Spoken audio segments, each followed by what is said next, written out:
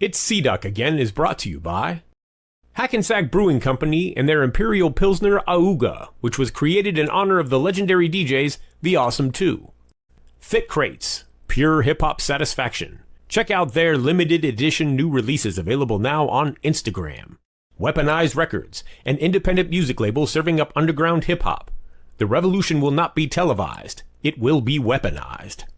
And the Spitslam Record Label Group. The Spitslam Record Label Group, a Chuck D situation. Catch us on your favorite streaming platform, on Bandcamp, or visit our official web store at spitslamrecords.com. All releases are available digitally or on CD, with select titles available on vinyl and cassette. The Spitslam Record Label Group. Throwback to the future sound.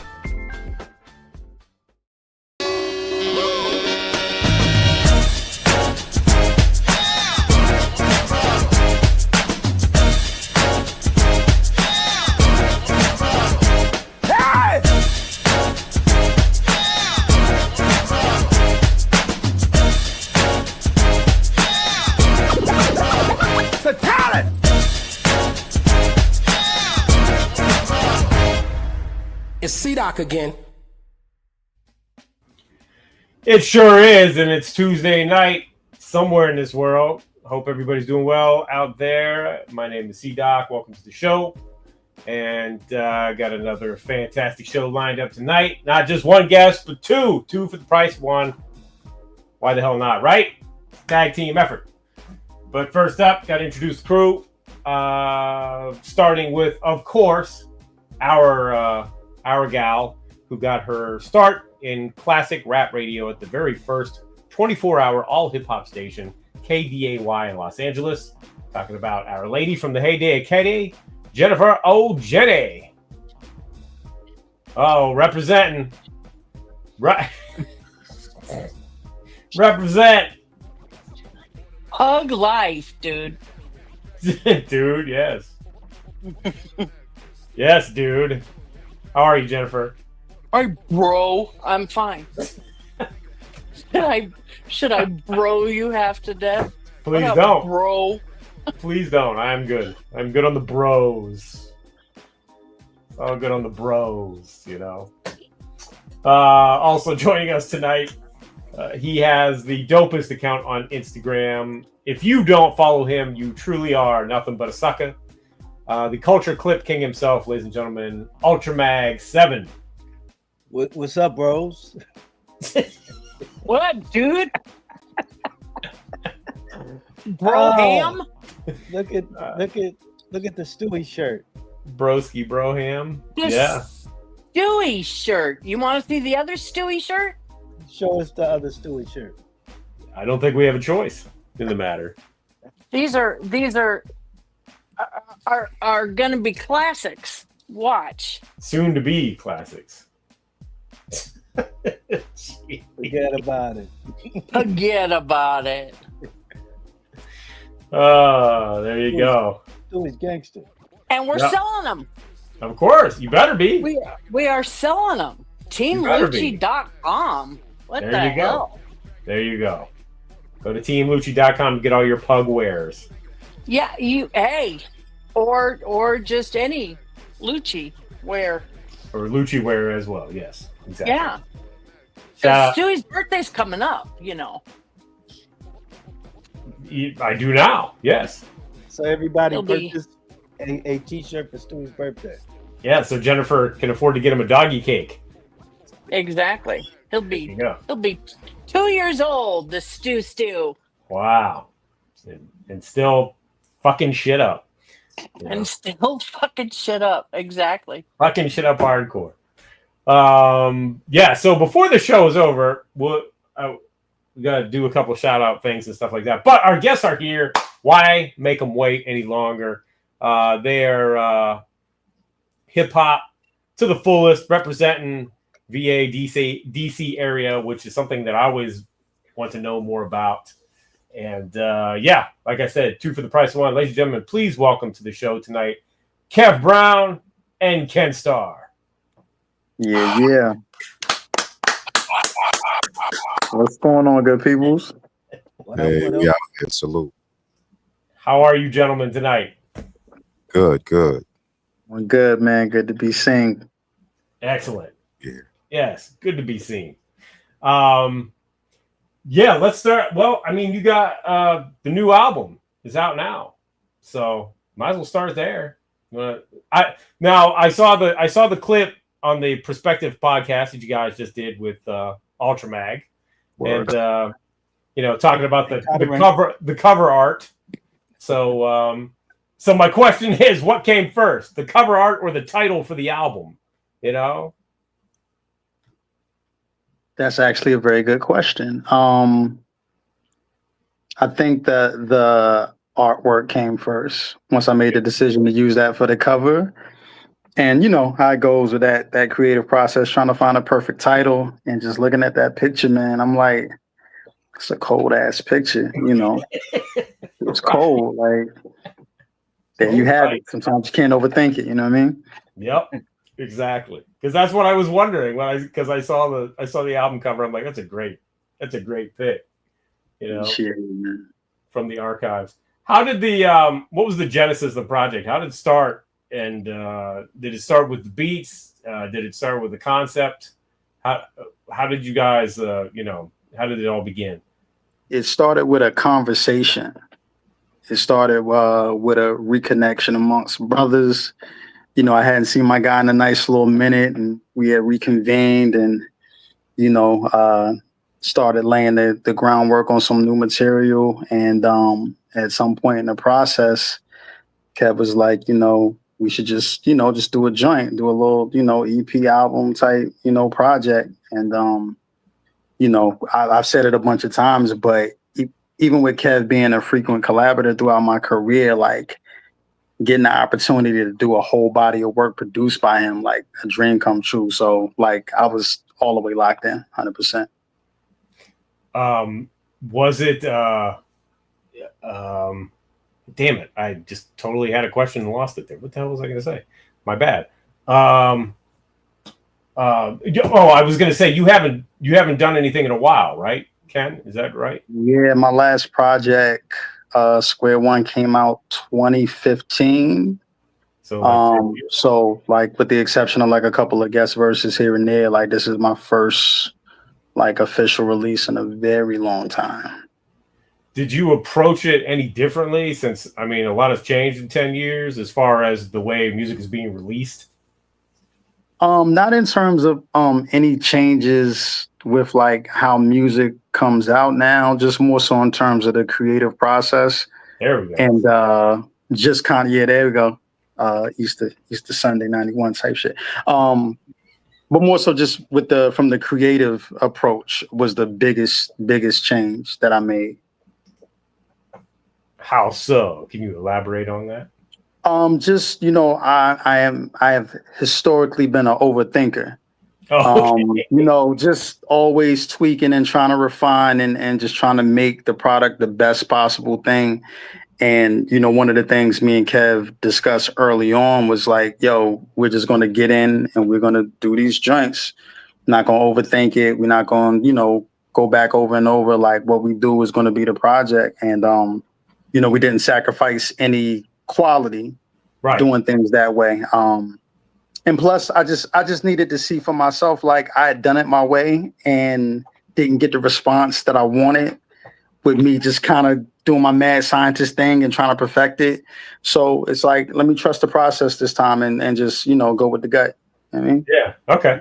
There is I was listening to the album earlier and there is kind of I don't want to say looseness, but a kind of a more raw feel to it in a way,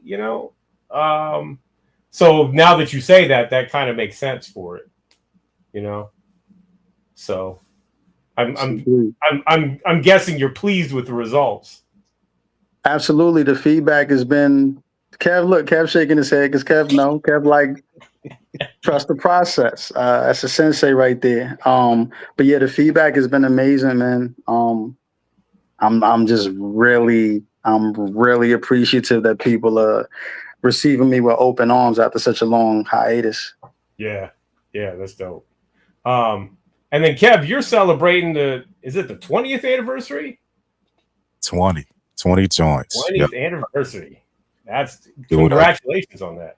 Hey, thanks. Appreciate it, man. It's crazy. Thank you. Yeah. I also appreciate, even though I told Ultra Mag to tell you about Kunaki, but I appreciate the fact that you were making CDs by hand. Yeah. No doubt. We got them. You know what I mean? Go cracking. We got what you need. There you go. That's we some got them here for you. You know what I mean? that's some seriously beautiful DIY kind of stuff. He So took it back. He took it back. yeah. It's a lot of tedious work. Yeah, it is. Plan on doing this for a long time. Yeah. It looked like 2002 again with the printers and the stickers and all that stuff. Yeah, it's a lot, man. You gotta have a whole like factory. It take like hours to make like 10 CDs. You know what I mean? It's like, It does. Because Oh man, it does. I got one. It's just one CD burner. I don't have like the 10 CD burners. Right. Yep.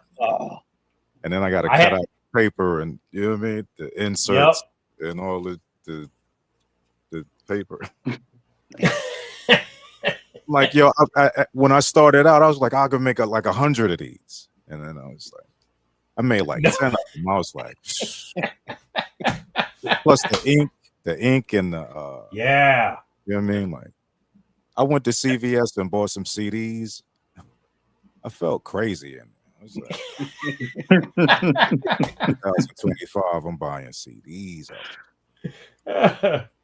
You know what? The beautiful thing though is that's a handcrafted, straight from the artist kind of thing. So like, there are people that are going to appreciate that. Yeah, I figured that. So you know, I was like, let me just give it a shot. You know, sold a couple of them, so it's good stuff. You know, that's dope. It's good to know at the last minute I could just whip something up. And right. Yeah. So I'm guessing that was it kind of like, oh shit, it's the 20th anniversary. I want to do something, or yes, that's exactly what it was. Wow. And now I need some you know what I mean? And you're right. the usual there used to be a spot, shout out to Waz and Team Demolition in Virginia. They used to burn CDs and make CDs and put it in a little nice case and stuff for you. And, I called them up and they was like, nah, we don't even do that no more. I was like, it was like our CD burner machine don't even work. It kept breaking down, and I was like, God. And that's when I went online, and guys was like, yo, Kunaki or whatever. But by that time, I had ordered the stuff on Amazon. Right. CD burner already coming to the house, so I'm about to burn some parts. So. But I'm still looking into the Kunaki and like Elastic Stage and all these other places where you can like get stuff done and all. It's a headache. Whatever. It is. But shout out to Elastic Stage, and that's actually a good segue because we used Elastic Stage for this record that you actually worked on. So, wow. Look at that. So shout out to Do Me Right. That's fire. I told him the story behind that on the low. Oh, damn. Yeah. On the scene story, Yeah. Yes, you remember. I know that I'm pretty sure these joints were around for a minute. So do you remember working on this joint? Yeah. We didn't work in the studio. I sent them the beat. That was like around, I feel like it was around pandemic time. When that could be, yeah. Because I was wondering when that joint was coming out, and then recently, it came out, But he sent me a mix of it like a while ago, you know what I mean? Mm-hmm. But I didn't know exactly when it was coming out. But it's dope though, you know what I mean? Shout out to Do Me Right. He had hit me up and asked for some beats. It must have been around pandemic because that's when I was selling beats during the pandemic. And got you. I sent him a link to some beats. Bow, he picked the joint. Boom, bang, bow. You know what I mean? And he just recorded it. He just sent me the joint back. Was like, bow, because I just gave him the 2-track on some Mad Lib. Like, here you go. Boom. Right. And he rocked that joint. It's dope. Yeah. Man. Yeah. Yeah. And I like that. I know I like look nice too. It's pretty crazy. It's nice. The artwork and everything look nice on there. Yeah, yeah. It came out dope, man. Did you get any wax from them yet? No, I got my test press. Okay. I had some issues with elastic. Oh, really? Yeah, it wasn't as elastic as it should be. Wow, interesting. On the stage I was on. Used a little more elastic. Got you. Stage. Okay. But well, yeah, the first test press was kind of struggle, but then they sent me another test press. It was way better. So okay, good. I got the I'm doing like a little short run on Elastic Stage. You can check my link tree or whatever out, and you can get your 20-year anniversary. I do what I do joint. But later on, I'm gonna do it up. I plan on doing it up a little better with like special vinyl and maybe color vinyl and all that stuff with the bonus tracks, all that stuff on there. Yeah. But for now, Elastic, it's cool. Just but yeah, now, I'm guinea pigging it because and I don't trust nothing. So, you know what I mean? You see, I burnt my own CDs. Like, well, forget everything. I'm gonna just right. If I could like make my own records at home, I would. I mean, they got the joints. I seen Jazzy Jeff with it, but I'm not a millionaire, so I don't have the financials for that. But if I could, I would just be like, boom, and just be making them at home. Because then you just got control over everything at that point. Mm-hmm. Yeah. Yep. Exactly. But now options are out here. It's all good. Yeah, and I'm glad they did right by you. So far, they've done right by us too. So yeah, I hear a lot of good stuff. I know a couple other artists that use Elastic Stage. It's like I didn't have no problems. I'm like, why me then? Damn. All right, it's all good. You know what I mean? Hey, you know what's cool though? At least it was to you and not like to one of your customers. So yes, that's why in the emails I was like, "Yo, I don't." That was the main thing. I don't want none of the customers to get what I got, right? Because they're gonna be coming at me. They're not gonna be coming at Elastic Stage. They're gonna be like, "Brown, rip me off the vinyl trash." And it's like, damn, I just was guinea pig in the Elastic Stage joint. Like, I hope that doesn't happen. You know what I mean? Like, this is still a guinea pig test run for me because I don't trust. Yeah, you know what I mean? Yeah, it is. It's good to know that other people. The overall consensus is that it is a good company and stuff is working. So yeah, that's a good look. Yeah. You said you saw Jazzy Jeff had it, and Crates of JR here said the first time he heard you was on Jazz's The Magnificent album. Word. Shout out Jazzy Jeff. Word up. Yeah, that was early in the game. That was the introduction into the whole new world. We out here. You know what I mean? How'd that come about? Well, okay. I sent the beat tape. Shout out to Grap Lover. Tell the story all the time. Shout out to Grap Lover. I sent the beat tape to Hidden Beats Records, and they heard it somehow, and long story short, got to Jazzy Jeff, and he asked me to come up to Philly, and bada boom, bada bing. That's what happened. You know what I mean? That's what happened. The ball started rolling, and at the same time, Marley Marl was working on his BBE project also, and he used the hey, there it is. Yeah. Kev Brown down. Kev Brown out over here. I see the straight from the pack back there. And the always too. Back there. Yeah. So, yes, we will get to that. Word. But yeah, that's how the Philly. And then he was working on the Magnificent. Marley Marl was working on his album. Yep. It was all kind of like, you know, the ball was rolling. But with Jeff, he was working on his album from scratch, and that's where I came out. It just so how he needed new producers and stuff, and Gotcha. boom, that was it. And he was looking for new producers, and I was there. He was looking, you know what I mean? And that's where the ball started rolling. You know what I mean? What equipment were you using back then?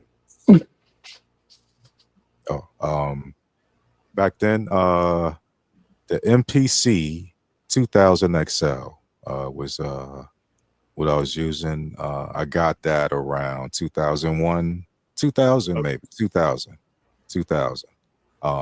Before that, I had other stuff. And but the XL was like the most professional like beat machine that I had ever got at that point. Got you. And but yeah, that was I tuned in. I was focused and just learned the machine. And I really earlier then, I still feel like when I hear that earlier stuff, I can hear the earliness of it. Yeah.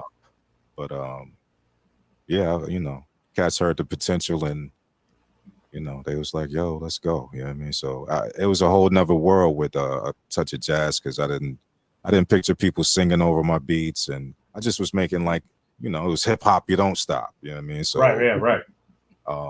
But then I got to touch of jazz. It was like, maybe people could sing over these, and I was like, what?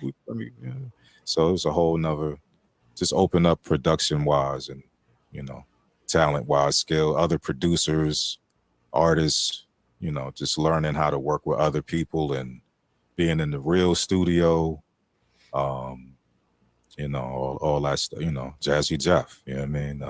Yeah. Word. That's. I was just going to come in and say, yes, Jennifer. Let it be known, Jazzy Jeff is one of the nicest. Yes.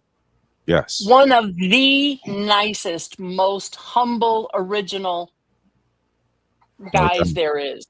Super nice, and nice skill wise too. Oh, yeah. Yeah. Oh I my God. Practice, like watching them practice.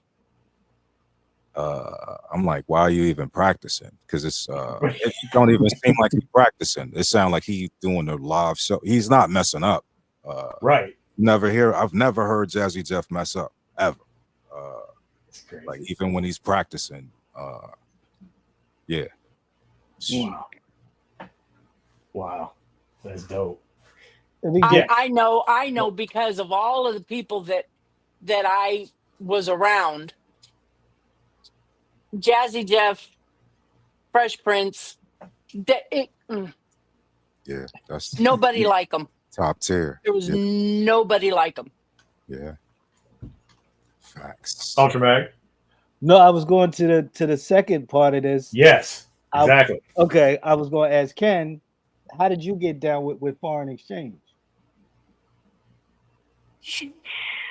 That was, I don't remember how the crews got cool, as far as like Justice League and Low Budget, but that record was born from a road trip we all took, critically acclaimed. Shout out to Quartermain Caliber. They had a record with Fonte and Yazara called Road Trip, and they were going made a road trip fittingly down to NC to record it, and piled up in the whip, like brought the whole crew with us, and it just turned into that studio session, turned into that record, the critically acclaimed record from Foreign Exchange. I forget the name of it. The Answer joint with me, Fonte, Odyssey, and Sean Bug. Like, it was just a dope vibe. So, and we just we cut a few records that end up making the cut. So, I mean, shout out to them, man. Just the epitome of Southern hospitality. Like, like it was a really dope experience. And not for nothing, like what a lot of people's entry point to Kenn Starr is like connected. Like I get that all the time. So that's super dope. Yeah, I was That was a classic time. Like when you look back at that period, that time, it's like, it's one of those times that's like, yo, that was a was the vibe. That was the It was good a time. special time for sure. Yeah, special Yeah. time. Yeah. Yep. And Just as I can league help as out. in our friend Mhm. DJ Yeah. Flash. Yes, Yeah. man. DJ Flash, no doubt. Absolutely. And Yep. I can help Ken out and be like, I can be the linchpin here for how this went down because Break it down, Kev. Glover. So like back when we were still at Touch of Jazz around this time, and Jeff had the Little Brother album like way before it came out. Mhm. And he burned it. We had CD. I was going back and forth from Maryland to Philly, jamming. You know what I mean? Like back and forth. Like the first time we heard, all of us was over there analyzing. Ken Wood, all of us at the studio was like, yo, is he using the MPC? Is he using the SP? What is he? You know what I mean? We didn't know what was going on because we just had a burnt CD with, it was just a burnt CD. It just Little Right. Brother to listening. You know what I mean? But long story short, somehow, well, it's Grap. So ain't no somehow, it's Grap Lover. So Grap Lover was like, yo, Fonte is in town. This was like this was like holiday season around 2003. Because on the Can't Stay Away song, Fonte says 2003 when he starts his verse off. So it must have been like right at the beginning, like it must have been January because it was like holiday time. Everybody was off work and stuff. And he got family. Fonte got family down here. And Grap, he had already met Pete. Little Brother had already, they was the talk of the town. Questlove was going off on him. You know what I mean? Right. And it was an okay player and all this stuff. Yeah. The lawn and Yep. all this. So at that time. So and their single I had probably came out or something about it. They came over. Grap was like, yo, Fonte in town. We trying to come over. We'll kick it. All right. You know what I mean? They came over and they did the Can't Stay Away joint. I think, and that was the beginning of I think the whole relationship. And then later on, they also came through a Touch of Jazz one time and just was like hanging out, kicking it.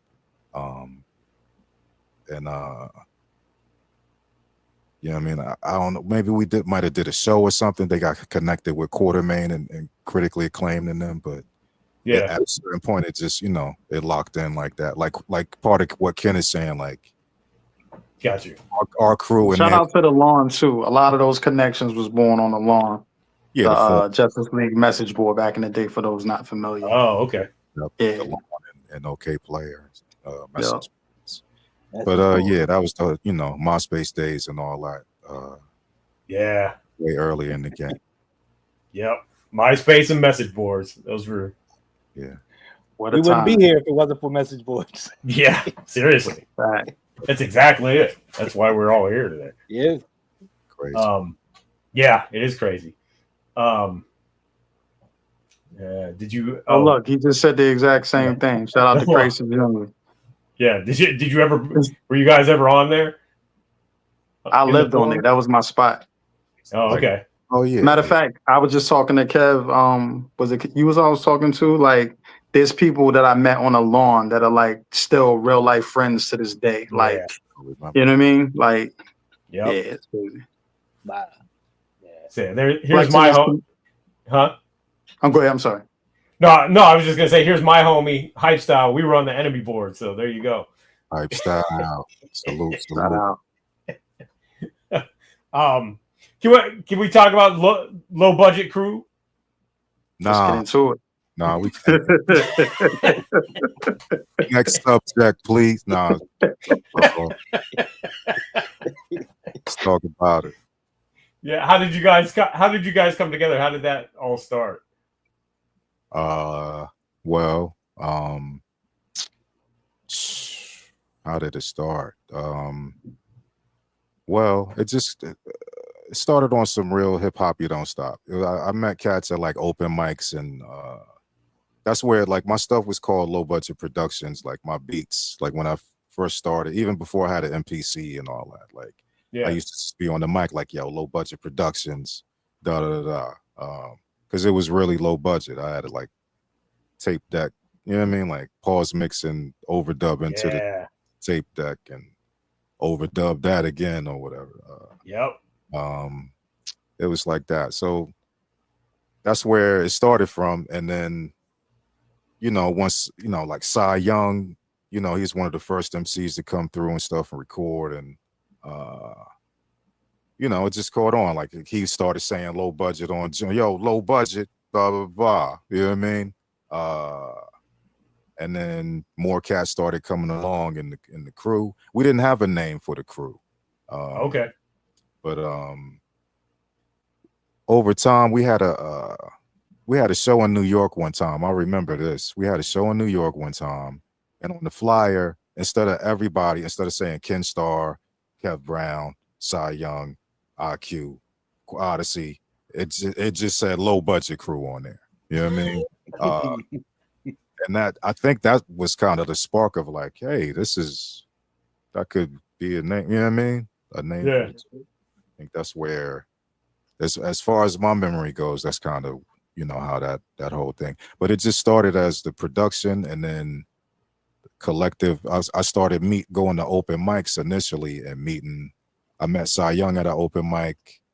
I met my man Dave. Ken, the Watusi, Watusi. Yeah. Hey Dave, my man Dave. And then Dave introduced me to like Odyssey and Sean. And then Sean is how I met Ken. Yeah. And sometimes one MC would bring another MC through, and then that's how stuff went. Like with IQ, like Cy Young might bring IQ through. And like, who's this? Oh, he's nice too. Boom, boom. And then over time, you know what I mean?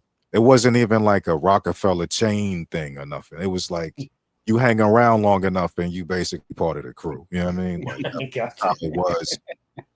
And you're nice with it. If you're nice MC and you hanging around long enough, usually that's how it happened.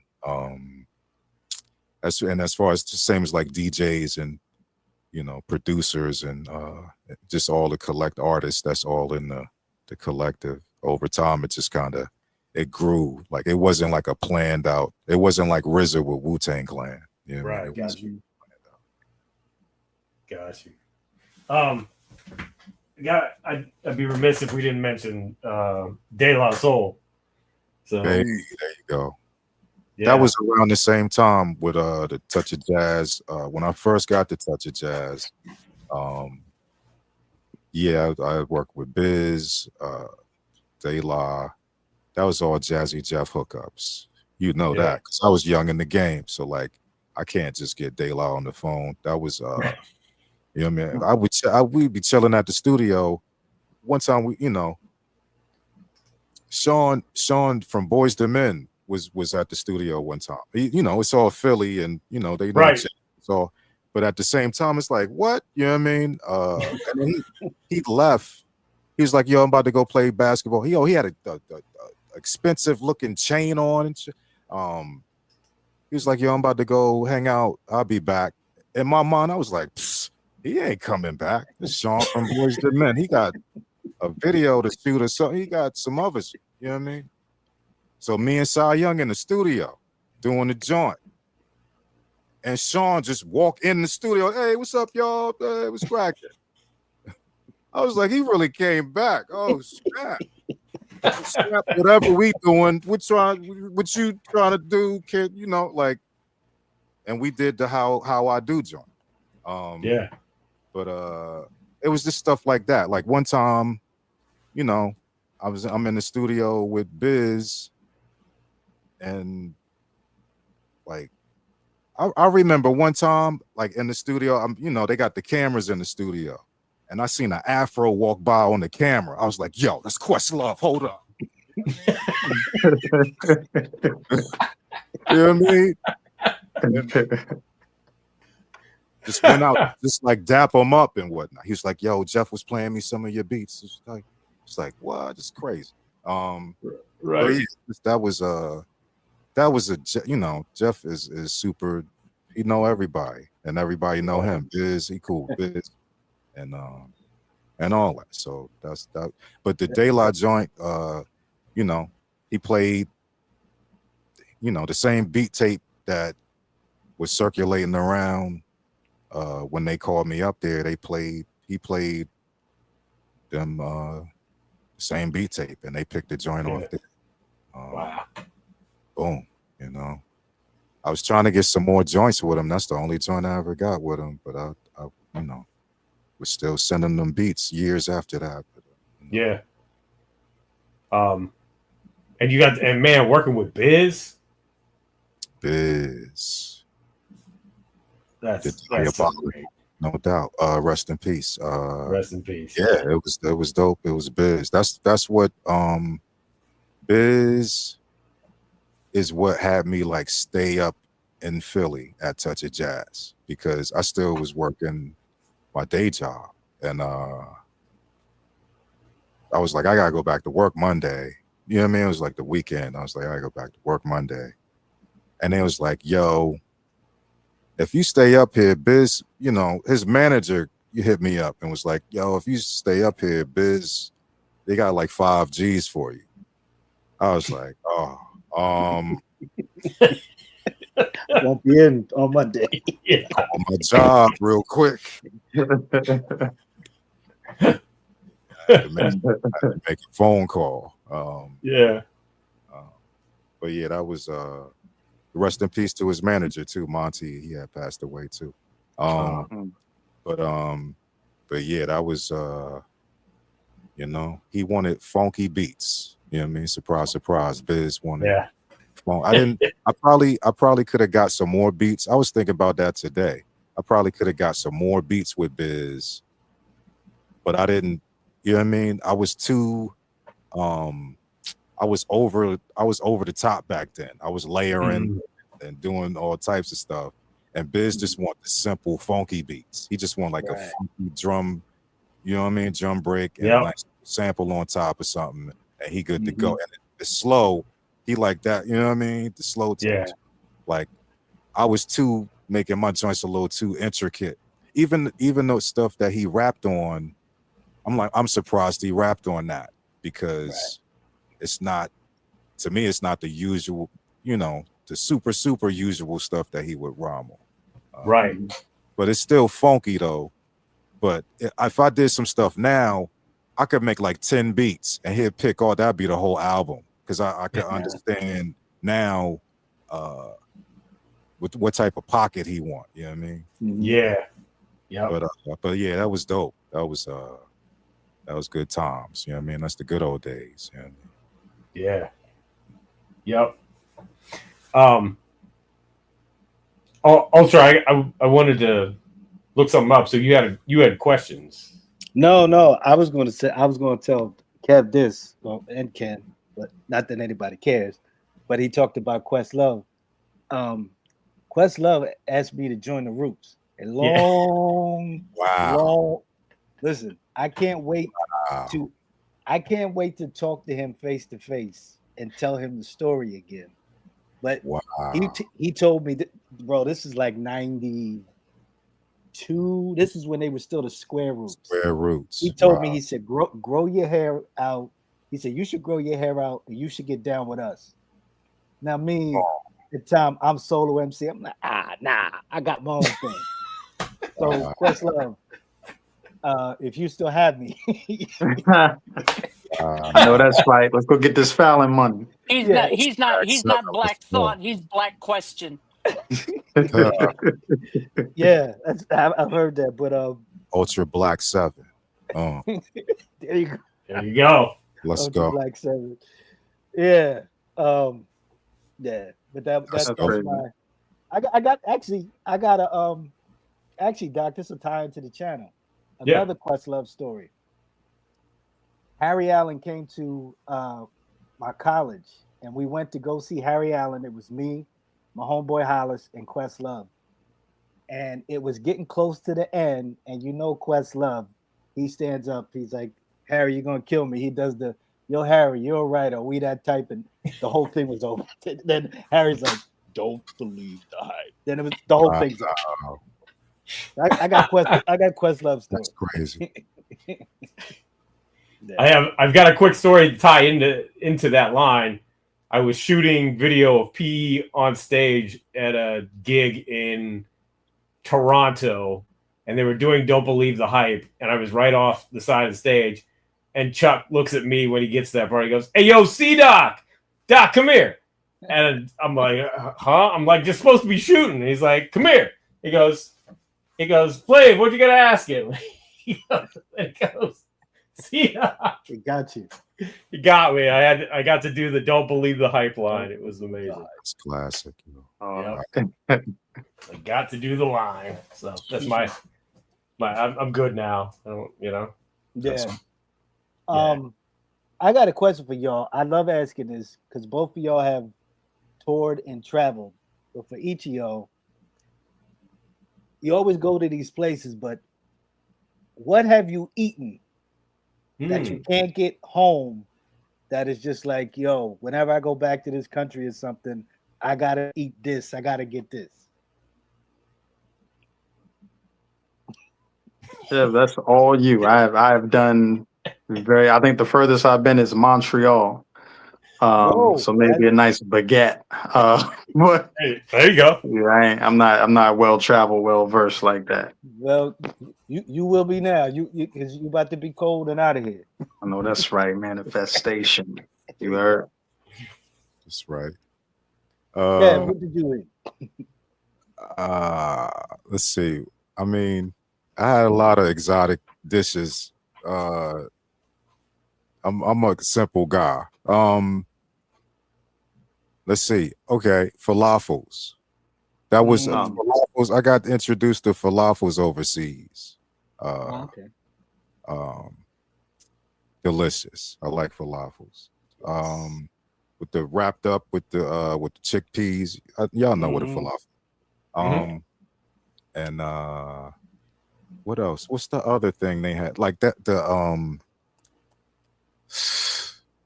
it's another thing with can't remember what it's called right now. But it looks like a falafel, but it's meat inside of it. Forgot what it's called. But like I remember the first time, like me and Camber, we was on tour and we went and walked to get food and like we got them. I forgot what they called. Oh man. I'm gonna have to ask Camber. But we was walking back eating them. We was crushing them. And while we was eating them, we was like, yo, let's go back and get another one. You know what I mean? Like we was eating that like on the way, like and like went got no and was walking and eating back. You know what I mean? Like me and Camber had a lot of Scooby-Doo adventures on the road. But pizza. One time me and Camber was in Austria. We just went out for the whole day, just walking around and just eating. Like we went to like an Italian restaurant. It looked like The Godfather in there. And we ate pizza. But I don't have like a specific I just got like adventures that go with the food. I don't really have like I need this the rest of my life or whatever. You know what I mean? Like we went to UK, I had the fish and chips. Like I get the token stuff. I had a Guinness. You know what I mean? Like right. I mean that works. That counts. So. Yeah, it's even Africa, South Africa, we had the some of the native food there. It's like soul food here. You know what I mean? They got stuff like grits, but they not called grits. But it's like back home, it's like there's grits back home. Fufu. What's that? Oh yeah. Fufu. No doubt. The fufu, you know what I mean? I'm here for the fufu. You know what I mean? And the only thing I don't really rock with is raw, like sushi and stuff, and I don't really I like my food cooked. But other than that, pretty open. You know what I mean? Perverted Alchemist says he remembers when Kev Brown briefly dabbled in R&B when he produced a couple of tracks for Raheem Devon's debut album. Hey, that's right. That's right around the time Such a Jazz days. That's Cy Young brought Raheem through, and then that's all she wrote because he's on The Magnificent also, he Raheem got a record deal hanging around, and I'm on that joint. I'm on his album, no doubt. Yeah, that's right. Talk to him, Joey Joe. I still make R&B joints.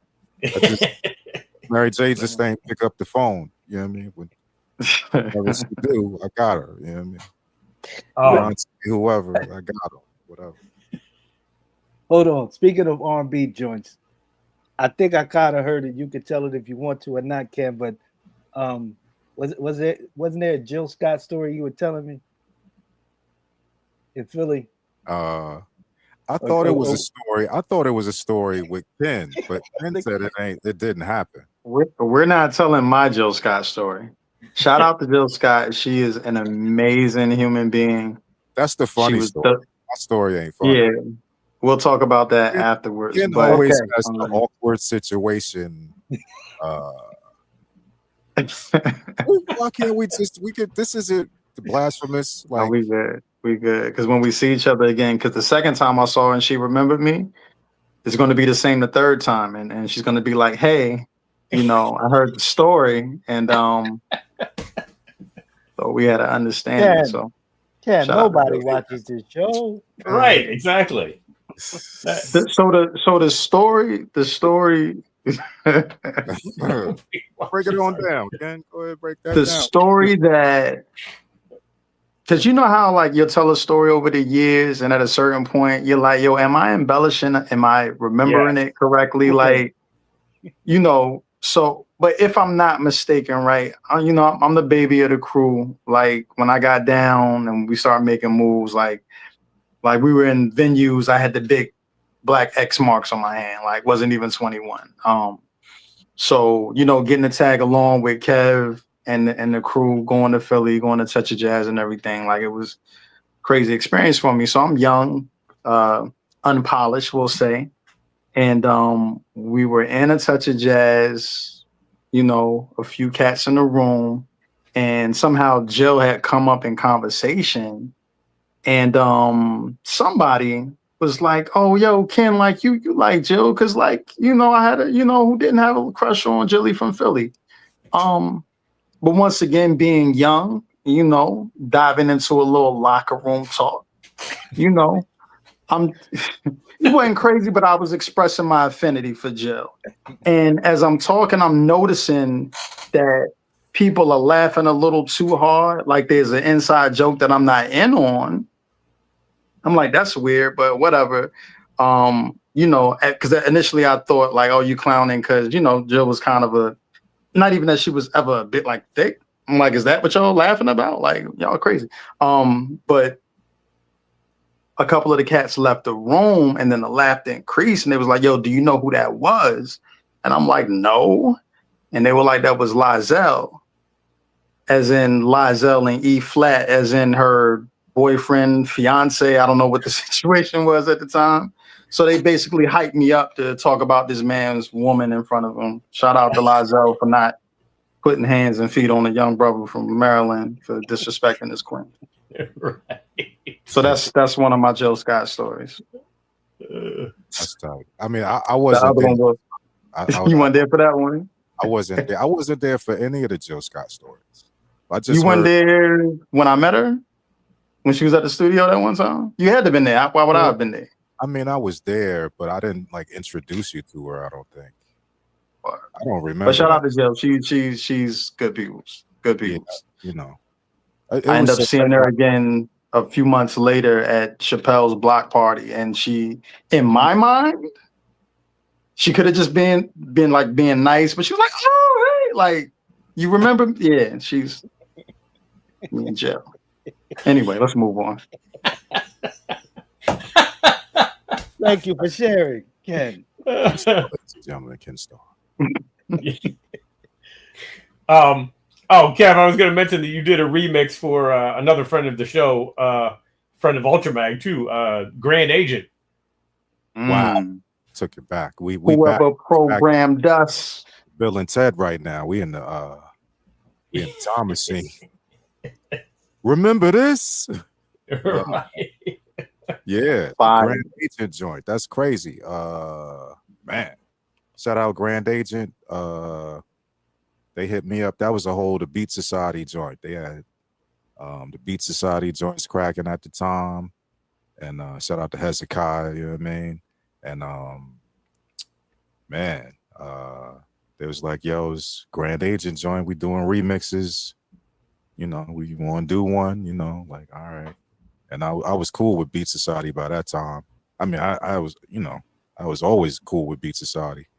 Yeah. So, you know, did the joint and you know, I was like, you know, did it, you know what I mean? And I ain't really, you know, think nothing of it. I mean, I thought it was good, but I didn't know what it was going to do or whatever, you know, like, you know, so. And then they put the whole compilation out, nice, you know what I mean? And then I guess it caught a little buzz or whatever. That's nice. Yeah. Yeah. Yeah. Shout out to you and Slop Funk Dust. Y'all had the two illest joints on there. That and the Mingling Goes to Church joint. Yeah, fire. Salute. That's also a perfect segue, Doc. Thank you. Sure. Because October 18th, the next guest on the Perspective Podcast is going to be Grand Agent. Aha! There it is. And you know what's interesting? That's the first. Grand Agent is the first Philadelphia artist that we're going to have. That's crazy. That's crazy. It's pretty crazy. But I guess it's only right because me and Carter Ranks are both from Jersey, so we just invade Philly. Like we had these brothers come down and we just took over Philly. So that's what it is. Part of the, you know what I mean? Part of the roots. You better. You already so you part of the show. So you know, right. Hey, technically, you know what I mean? Like Philly, Black Shepherd. right?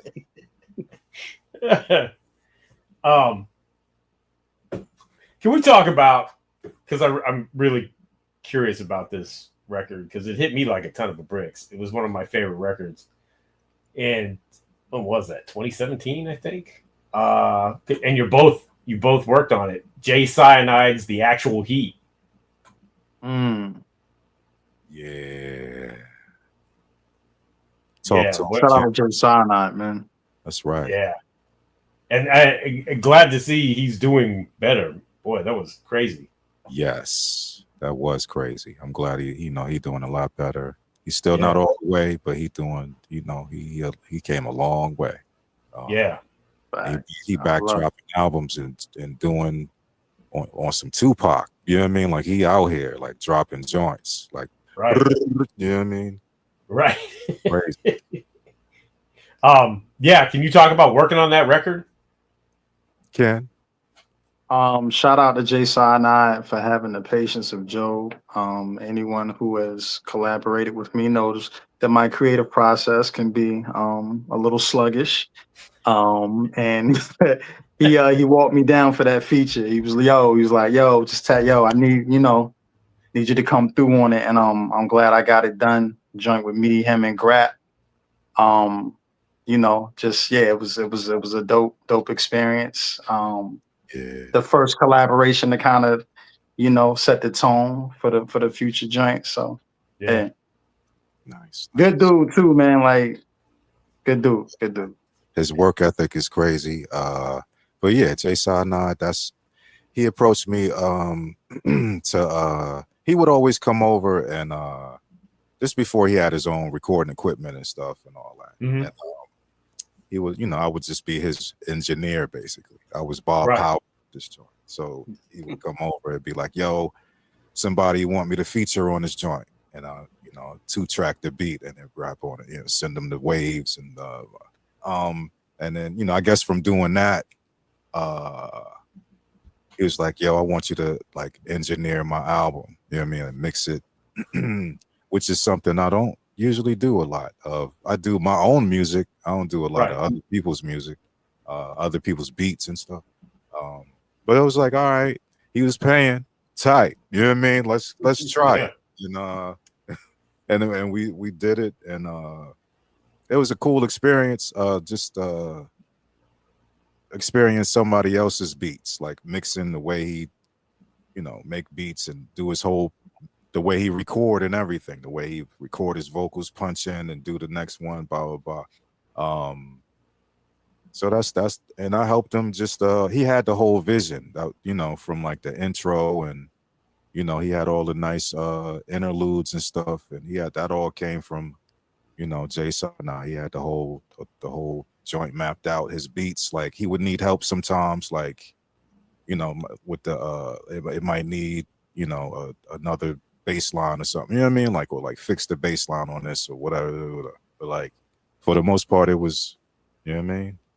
Yeah. Or I just had to like control it, because like Jay Sana stuff is like abstract, so you just gotta bring it in, and everything works out, so that was the first kind of experiences of working with him on the actual Heat joint. Yeah, man, good times. Yeah. And then I'm sorry, go ahead. No, what did you say? I was going to say, I was going to put this back up again. They might be late, but Ken, you didn't have to. We all saw it, and we moved forward amicably. You did not have to bring it back up. They might have been late, so we could just tell. Yes, we could tell them again. Yes, perverted alchemist. Yes. I promise that I'm doing everything in my power to make sure there's not such a crazy hiatus between Code and my next project. Code is available now, though. If y'all ain't checked that out, go check that out. KennStarr.com. But now I got a couple of projects in the works that I'm working on, like that's coming along. I got some stuff with Brain Orchestra in the clip. I got some stuff with J.R. Swift in the clip. So I am working. Okay. That is my thank you to everybody who has been patient enough to still rock with me after such long breaks. Like we're gonna increase the output 100%. So maybe 5 years instead of 10. I meant Cole. D'Angelo on. Progress. Yeah. You gotta get D'Angelo on. Low shot. Right. Exactly. Sometimes you gotta, Exactly. Perverted Alchemist, go get that Cold. It's out now. Kenn Starr Cold. That's right. You better get like that brown Cold. Put some respect on your own. That's right. You better enjoy it, because you don't know when the next one comes. D'Angelo with it. I'm telling you now. There you go. But they be classic when it come out. You can't be mad. Like whenever D'Angelo drop, you'd be like, you took a long time, but all right. It was worth it. Yeah. Right. It would be trash if it took a long time and it was trash. That would be like, wow. That might be my only saving grace, is like, all right, there's some joints on here. We'll let you live. Ken, what is your sign, if you don't mind me asking? I'm a Pisces, but I'm on the cusp. I'm on the Aquarius Pisces cusp. Okay, as is most of low budget. Low budget is full of Aquariuses. Okay. And his name is Daddy-O. Do it, Ultra. Oh. On and on. What is happening right now? This is an inside joke. Inside joke, yes. It's going to take too long to. Basically, it's about Daddy-O from Stetsasonic. Stetsasonic. Yeah. A dumb little song called "Float On." Float On. Anyway, the reason why I asked you that, Ken, is because when we had talked before, and I brought up the lyrics that I thought was so poignant, and you were like, I would have this. Yeah. But I was just wondering what sign you were to kind of evaluate your, being particular with the lyrics. But does that track with the Pisces? I don't know. Not so much. Nah, I was thinking more Virgo, like me and Jennifer, like people that are very that are perfectionists. We're crazy. I'm sorry, Virgos are what?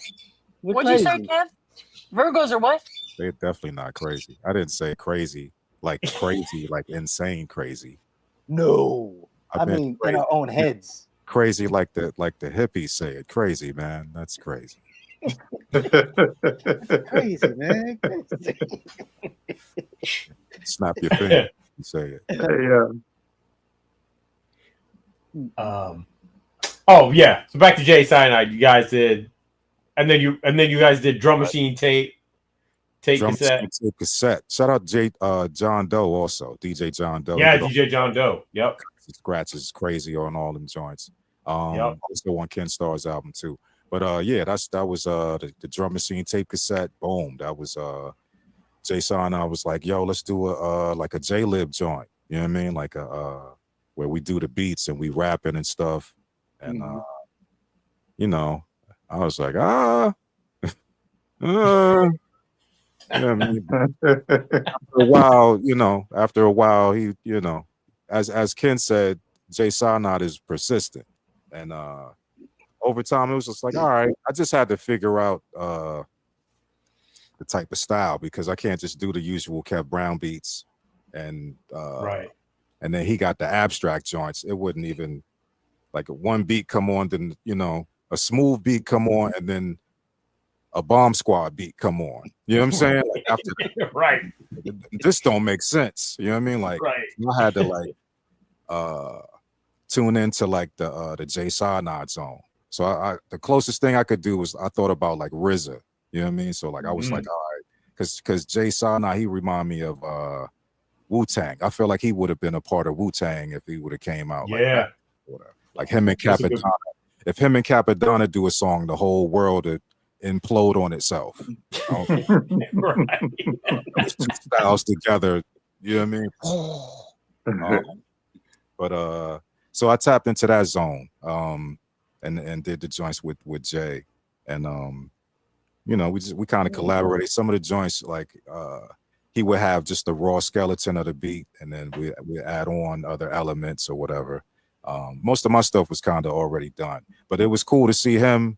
He would come over, like with both of the albums, he'd come over and make beats on the spot. He'd come over, bring a beat machine. And to see him make beats, it's a whole nother, like the way you hear the beats, when you see him make the beats, you could be like, all right, that makes sense now. You know what I mean? Like he's not giving a damn about nothing. Like the metronome be damn. He's not giving a damn about no metronome. Like he's making it go the way he wants it to go. You know what I mean? Yeah. And then when you take the metronome out, you know, it makes sense. But while he's making it, because I wanted to, I had to stop myself. Like, yo, don't do it like that, dude. You know what I mean? I was about to give him tips, but then it was like, you know what? Let me just step back and see what you're doing, because you know he been making beats for years. So so you just step back, and it's like by the end of it, it's like, oh, okay, this joint is still super abstract, but it makes sense. Like, you know what I mean? So I had to tap into that zone, and just like rapping, and you know what I mean. Like I'm not here to rap your face off or nothing. I just I'm more on the production beats, but you know, grab the mic every now and then. But yeah, that was the whole, you know. And then the second one, that's Straight from the Pack, you know, that was around pandemic, around right when the pandemic and stuff happened, when we started doing all of that, and or finishing it up, I think, around the time. And, that was good time, you know. That by that time it was the second album, so it's like, okay, get back in that zone again. Let's make this one, this Bad Boys 2. You know what I mean? Then we're going to make bigger and better, and all of that. So that's what we did with that one, and knocked that one out. That came out, I feel like, even better than the first one. So yeah, I agree. I like that.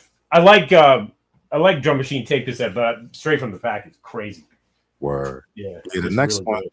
Yeah, I think it's dope. I think the progression is, you know what I mean? I like it. Yeah. When you listen to the one album, then it's like a real movie. The next sequel chapter or whatever. It's nice. There was a question here. What was the process for doing a joint venture with Sonny Jim. Sonny Jim. I was in the UK for the most part when we did that album. I was on tour, and then at the end of the tour, the last tour was in London, I think. Could be wrong. It's been a while, but yeah, and you know, somehow they talked me into staying out that joint, and we ended up, you know, knocking some joints out. And at first we was driving to the studio, and he was driving. It's like he had a makeshift studio. It wasn't even done yet. It didn't have a bathroom. Like, it was just the studio, and you know what I mean. And after a while, it was like, yo, all we need, we could record at your house. All we need is this interface and the microphone. You know what I mean? And bring that over to your house. We could be in your kitchen. Like, you know what I mean? Like, so we was in his kitchen. You know what I mean? Like, later, you know what I mean? And like, or the picture, I guess it might be a picture on the back of the album where you see the kitchen table and stuff. Like, the MPC is on the table, and you know, like, that was the whole setup. And it was way more comfortable, like just being there. And probably got a better performance. But then he also, after we, you know, I went home eventually and and I was still sending tracks, you know, back and forth, because it still wasn't, the full album wasn't done. But yeah, that's pretty much how, you know, how that album came about. Like, I was overseas and we had done some shows together. We met, and that's pretty much, like, you know, the gist of it. You know what I mean? Gotcha. Were you gonna say something, Ultra? Also, I would say that's some of the greatest beats I ever made in my life on that album. Wow. You can quote me on that. Wow. Greatest beats I ever made on that album. Okay, well, crazy, and this kind of segues into what I was gonna ask about was, you know, they want to know about Damu the Fudge Monk, and I was gonna ask about, you know, your Redef Records experience. Oh, okay. You know? It's like, why they asking about Damu? All right. What you got to do with it? Well, oh, that's right, Redef. That's right. You're right. Yeah, that's Redefinition Records. I dropped some records on Redefinition. A little run there, till it ran out, and but it was a good time while it lasted. And you know, that wasn't the original press of Always. The original press was ABB joint. But that's the re-release there. The original press didn't even have my publishing. I don't know whose publishing was on that. The Blue Label joint, the Blue Label. Yeah. I think that's probably Benny B's publishing on that. It ain't mine. Man. So, but anyway, yeah, you know, shout out to you know, Redefinition. We had a good run. You know what I mean? Shout out Damu. You know what I mean? Yeah, they were. I mean, they looked unstoppable there for a minute. They were putting out crazy. Didn't they? You know? Didn't they? Let them go.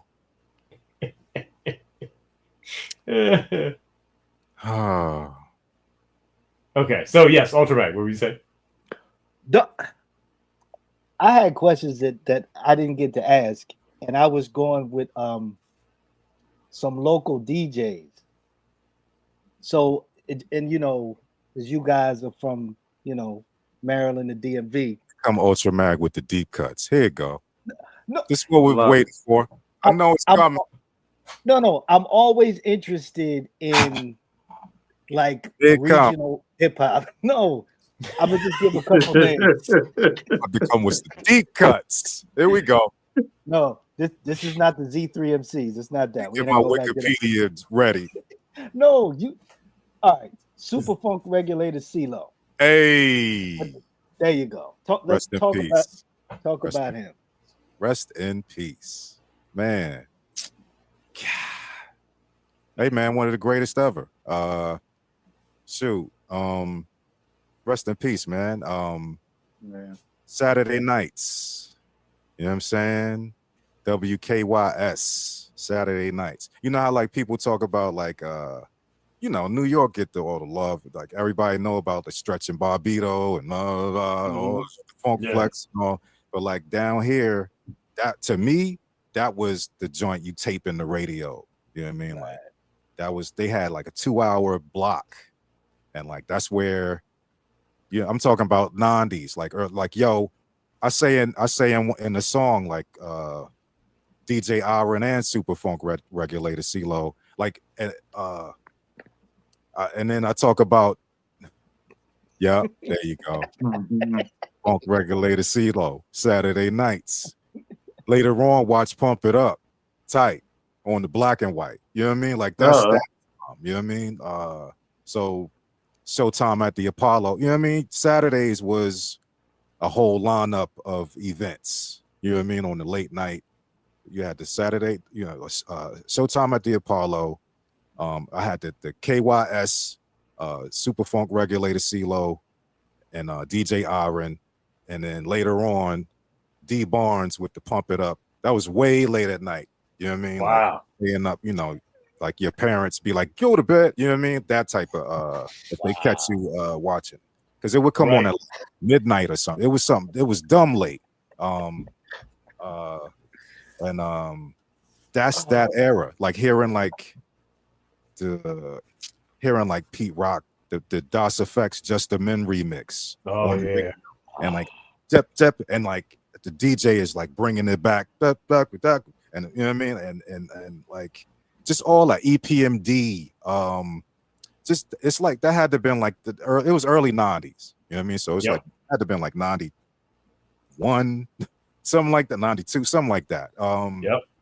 And that was the place, that was like the joint. You know what I mean? Like literally taping the radio and listening to it the same way, everybody else was doing it or what, you know what I mean? Like it's doing that here. That's the main memory. Also, I bought CeeLo's MPC. I didn't know, this was years ago. Didn't know at the time.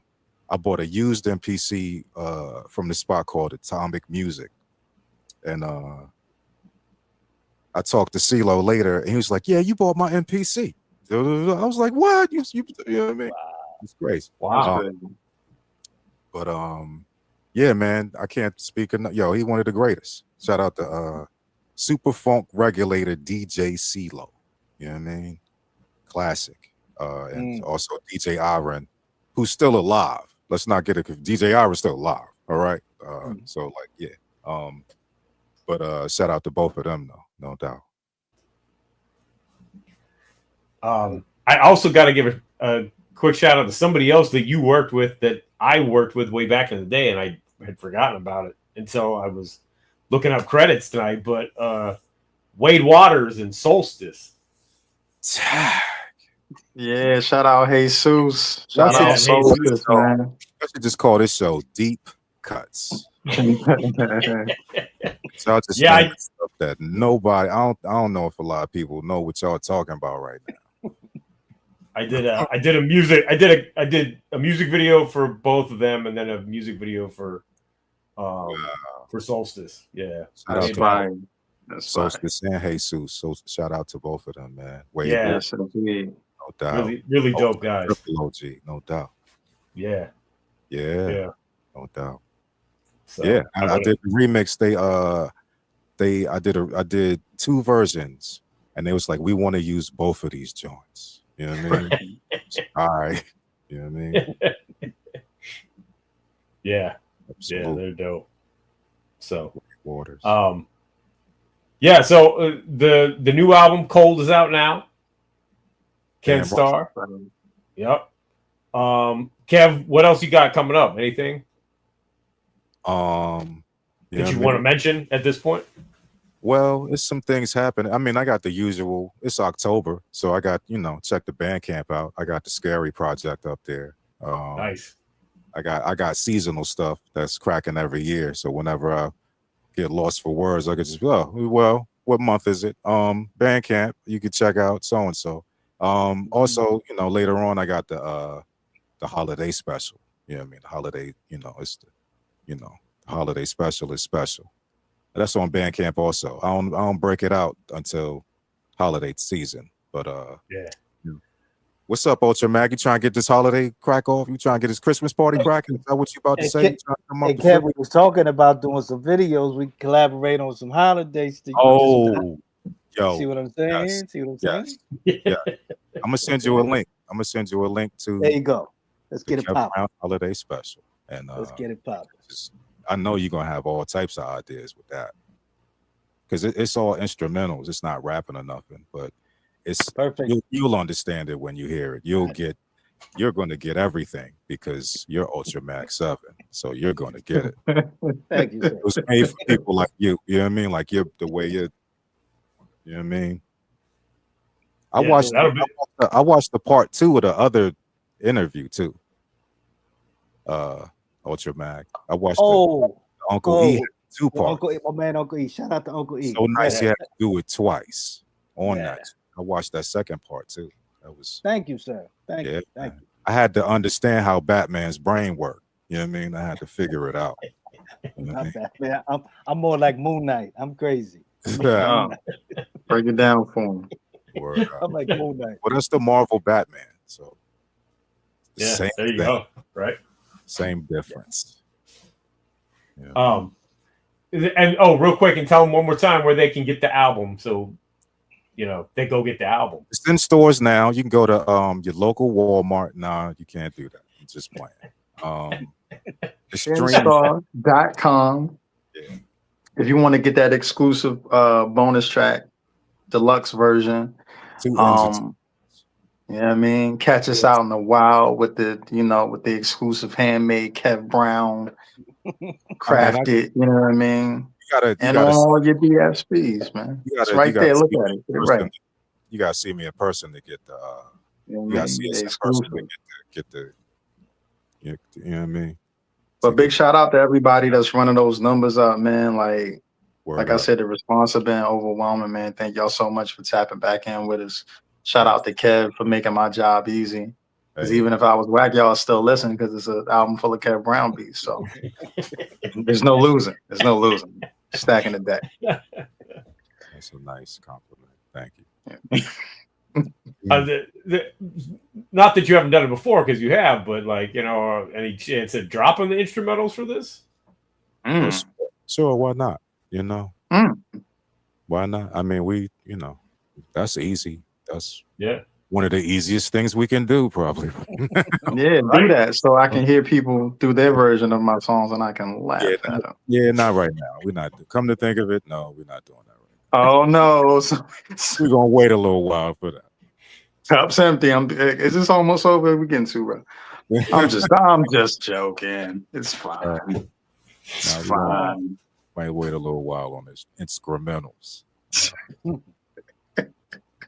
Well, no, I do run the instrumental station on Chuck's rap station, so we play nothing but beats. So well, I got 1 million of them. So I know we got some of yours in there. So thank you very much. Appreciate that. No, thank you. Appreciate the support. Guys playing joints. That's always a good thing. We need that. Word up. Yeah. But Kenn Starr, maybe instrumentals. You know what I mean? What else you got, Ken? Ken got mad projects. He being honest, but he got projects. The Prince. I'm working hard, man. Oh, shout out to Drew Dave as well. We're working on some stuff with him, man. Just trying to keep this momentum going. Yeah. Just trying not to let it be another decade, man. Hey. Kev, real quick, to Crates was asking about crate digging and stuff. You still have here, wait, we'll put it back up. You still you still got your joints? You still got records? You still collect records? Definitely. I got records. Yeah, I got the stack here. this is the last stack I got. It's from a couple. When we go do the in-store, Ken, when was that? That was, can't see him, but you know, I got a stack of records here. The last in-store we did, you know, shout out to Quartermain Love People Records. Actually, that the footage is dropping soon. Shout out to Kev Nice. We did a performance in the store, and I got some records here. I ain't even listened. It's only a little stack. I ain't listened to all of them yet. I made some stuff, maybe off of 1 or 2 beats so far. Digging stories. I'm not the most exciting. I don't have the most exciting digging stories. Digging is kind of boring. I don't really, I don't have the stories of like, yo, we went in the basement, we had to wear a gas mask, and it was so dusty. I would never go there. You know what I mean? You know what I mean? A lot of times when I go out of town, I don't want to go digging. Like I want to hang out and kick it and stuff. I don't want to every once in a while though, and also I'm cheap, so that's low budget. Yeah, I'm cheap when it comes to. I'm a dollar bin guy. I love the dollar bins. Yeah, I used to work at a record store. Shout out to Record Exchange. And for years, over 10 years, and so I'm kind of spoiled. People ask me why I don't. How come you never did a rhythm roulette? Real talk, because I don't want to do one. that's my answer. Like, I don't want to get no whack records. I don't want to get the blindfold, and it's like, oh, 3 blind mice. You know what I mean? Like the Ronald McDonald song, and you know what I mean? Like, I don't want that. Like, I don't. And then you make some fire out of this, Kev, and it's online forever. Like, nah, you ain't getting me. It's hard enough out here. I'm underground enough. I don't need to make a whack beat online for posterity. Right. And everybody, like, that's your man's that you saying was nice. That's your man's. I don't need that. I'm gonna need this clip for my own enjoyment. Please clip that part out, because I don't want to. Hey, that's a word right there.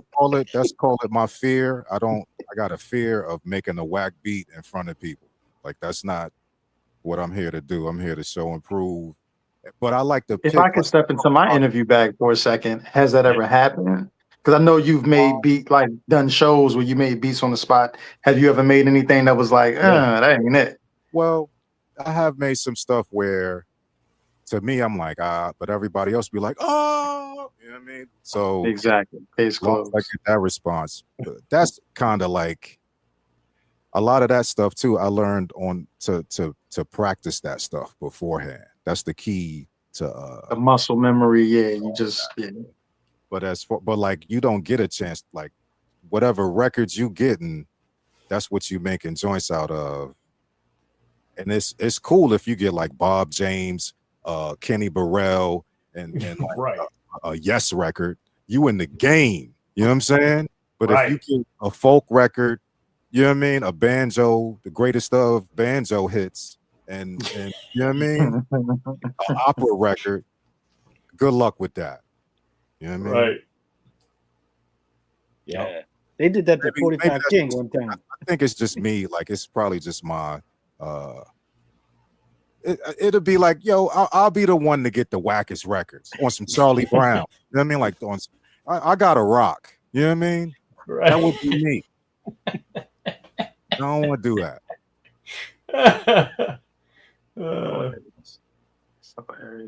That's great. All right. Well, that's our show for this evening, ladies and gentlemen. Thank Kev Brown, Kenn Starr. Where can you guys are on social media? Tell them where to find you. IG Kenneth.Cold COLD. If you're still on X, you're part of the problem. So find me on IG and Threads. Yeah, man. Kev, shout it out. Hey, I'm on I'm on stuff. I got a link tree. Check my link tree out. I'm on stuff. I'm on Instagram and the usual.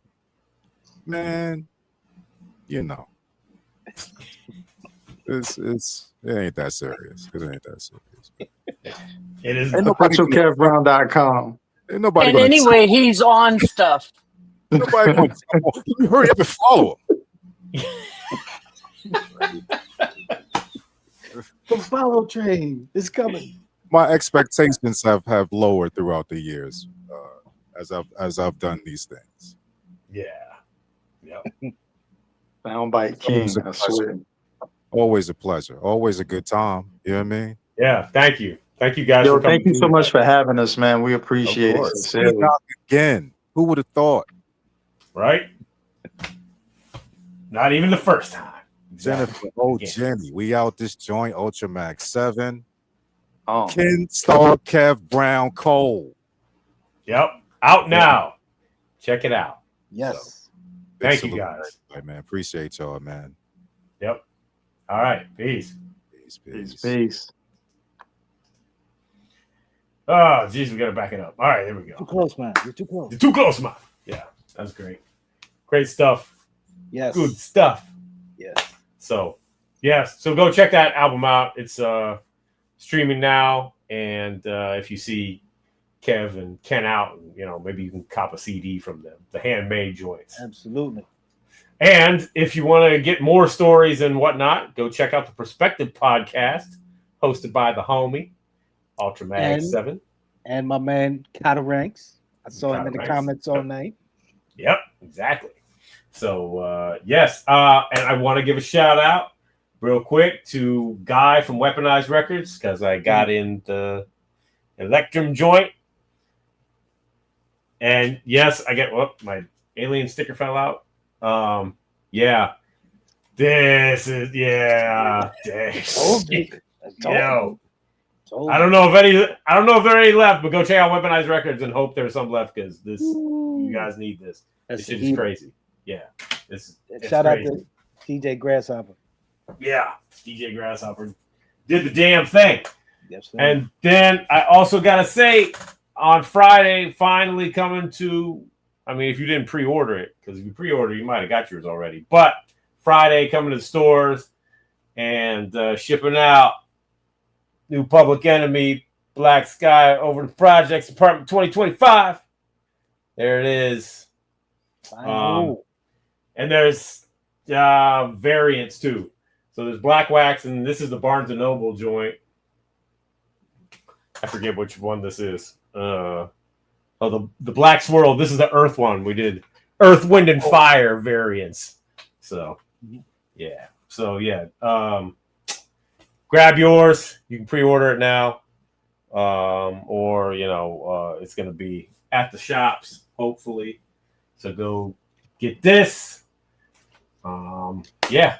New Flatline is off tonight, but he's got a new... Whoa, how'd I get so big? What the fuck? My bad. I thought I was trying to type a comment. Oh, okay. That's all right. There we go. At least he didn't cut off the show. That's true. Yes. I knew she was going to say that. But there is a new Hip Hop Gods up on Mixcloud. New Hip Hop Gods episode up on Mixcloud tonight. There you go. Check that out. Hear some of the new tunes that Flatline is spinning. And of course, we got Angel Don't Stop Radio Show this weekend. DJ Soulbuck gonna be in the house Sunday. Yep. Soulbuck in the house Sunday for the mixtape, 8 p.m. Eastern Standard Time, right here on Channel 0, and he's gonna be spinning the music of our next week's guest. Should I tell him, or do you want to tell him? You tell him. We got the K9 Posse coming to the show. This beat is military. Hey, but I want to, before you go anywhere, I want to see what you got in the mail. Oh shit! I gotta go get it. It's over there. Oh Lord! You want me to go get it? Yes. Okay. But yes, K9 Posse. K9 Posse is joining us next Tuesday, 9 p.m. Eastern Standard Time, here on Channel 0. All Me right. and Jennifer will talk amongst ourselves. So, Jennifer, how you doing? Hey, Yeah. How was your yeah, day? hey, you like my shirt? Yeah, Of course, I cool. can't get to it, right? Okay. Yeah, we got to advertise, man. Come on. Yeah, Yeah, exactly. hey. So, but of course, you can't get this anymore. But thank you, Jennifer. Jennifer with the hookup. Yeah. So a little bit of this. Whoop whoop. Action-packed adventure. You can't get this anymore, but we're hoping we're going to change that. So, stay tuned. We'll see what we can do. We can do. But you know what you can get? This. Oh my God. So go get this. Yes, indeed. Go get yourself some new PE joint. And if you haven't gotten it already, go get the new damn Chuck D album too. Come on now. Radio Armageddon. You should have this. You should have this. All right. That's our show for tonight. Thanks for everybody tuning in live, everybody on the replay. Please like and subscribe and check out some of the other great stuff we got here at Channel Zero. And we will see everybody next week for another episode of It's C-Doc again. Pug life in the place to be. Pug life.